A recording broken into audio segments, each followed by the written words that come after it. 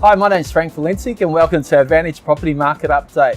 Well, the days on time on the marketplace in Melbourne are increasing, so it's getting harder for vendors to sell. The average days now is 35 days compared to 30 days a year ago.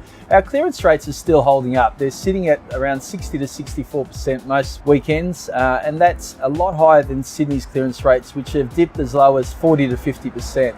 We're still seeing some great results for properties with wow factor. They're really the ones that are outperforming the market. They've got something a little bit special. There was a property in Mount Waverley in the school zone.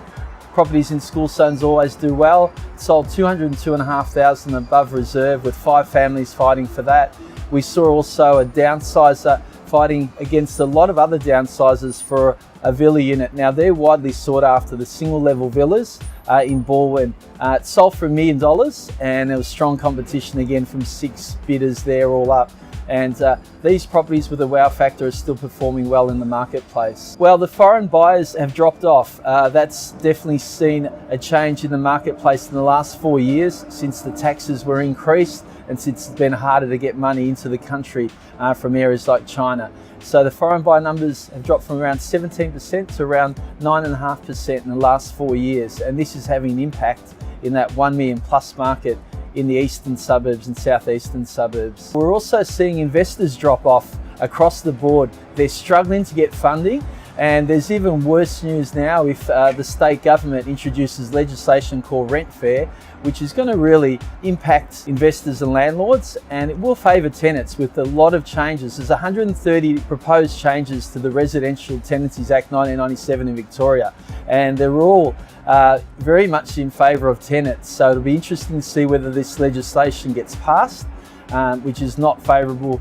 for landlords and investors, and it might cause investors to sell their properties and reduce the rental properties on the market because owner occupiers are buying them at the moment, and this will see rents increase as well. Well, it's harder to get funds at the moment. The banks are making it tougher. Recently, Westpac announced that they're no longer doing self-managed super fund loans. Commonwealth Bank are now the only bank doing them, and it is just harder to get funds because the banks now, with the Royal Commission, are making it harder. You've got to show proof of your spending, and this is causing investors and home buyers a lot more grief when they're trying to get finance approved. You make money when you buy well in real estate and you buy wholesale, and our client who purchased in Hampton Parade in Essendon West recently got a valuation of $650,000. It was purchased around 5 years ago for $320,000, so almost a doubling in that period of time when the apartment market has been very flat. Please don't hesitate to get on our website, check out our information about our Buyers Advocate, Sellers Advocate, Property Management, Owners Corporation and our group block purchases. We look forward to seeing you next time.